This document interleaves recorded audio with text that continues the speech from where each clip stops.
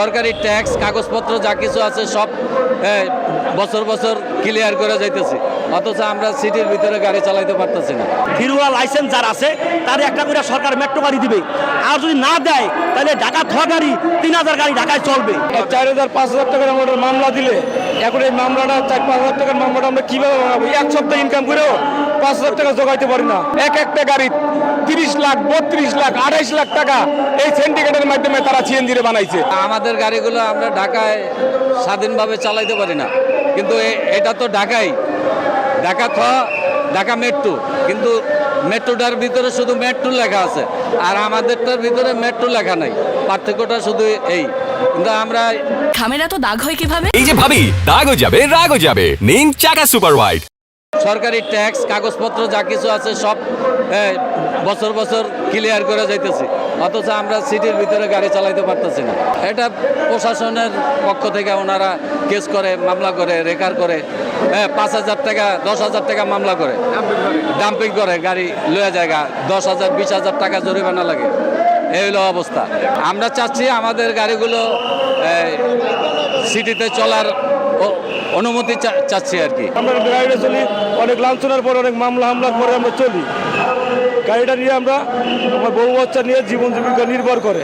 4000-5000 টাকার আমাদের মামলা দিলে এখন এই মামলাটা 4-5000 টাকার মামলাটা আমরা কিভাবে বানাবো? এক সপ্তাহ ইনকাম করেও 5000 টাকা জোগাইতে পারি না।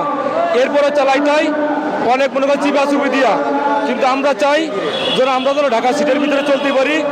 মেট্রো গাড়ির দাম 30 লাখ টাকা, এই গাড়িটার দাম ভিতরে এমন কি আছে 30 লাখ টাকা? একটা গাড়ির দাম ঢাকা থোয়া গাড়ির যে কাগজপাতি যে সরকারি রেজিস্ট্রেশন আমরা তারা সবই দিই।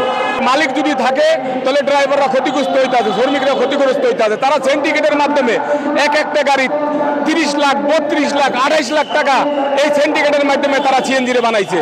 একই গাড়ি, একই রোড পারমিট, একই কাগজ, অথচ এই গাড়ি জেলার গাড়ি 5 লাখ টাকা, মেট্রো গাড়ি 32 লাখ 30 লাখ টাকা। কি করে হয়? এই সিন্ডিকেটের মাধ্যমে এই গাড়িগুলির অজুহাত দেখাইতেছে এই 30 লাখ টাকা দামের গাড়ি আমরা জমানো মূল্যকে 1200, 1400, 1500, 1600 টাকা। কি করে 1600 টাকা এই গাড়ির জমা হয়? একটা ড্রাইভারের 1600 টাকা যদি জমা দেয় তাহলে এই ড্রাইভারের খরচ আছে 2000 টাকা। তো 2000 টাকা খরচ করার পরে সংসার লিগে কিভাবে টাকা নিব? সংসার কিভাবে চলবে? এখন চাচ্ছি যে আমাদের ড্রাইভার মালিক থাকবে, আর ড্রাইভার প্রত্যেকটা ফিরুলার সিএনজির যে ড্রাইভার ফিরুলা লাইসেন্স যার আছে তার একটা করে সরকার মেট্রো গাড়ি দিবে, আর যদি না দেয় তাহলে ঢাকা থোয়া গাড়ি 3000 গাড়ি ঢাকায় চলবে। এটাই আমরা চাই। এই 3000 গাড়ি সরকারের রাজস্ব দেয়, আর বাকি ঢাকা থোয়া গাড়ি বাকি যেগুলো আছে তার রাজস্ব দেয় না। তা আমরা 3000 গাড়ি রাজস্ব দেই, আমরা ঢাকায় চালাচ্ছি, অনেকদিন চালাইছি, প্রায় 15 বছর ধরে চালাইছি। এখন বর্তমানে চালাইতে পারতাছি না। তারা আমাদের মামলা করে, ডাম্পিং করে, বড় বড় মামলা দেয়, 5000, 6000, 8000 টাকার মামলা দেয়। এই বৈষম্য থেকে আমরা বাঁচতে চাই।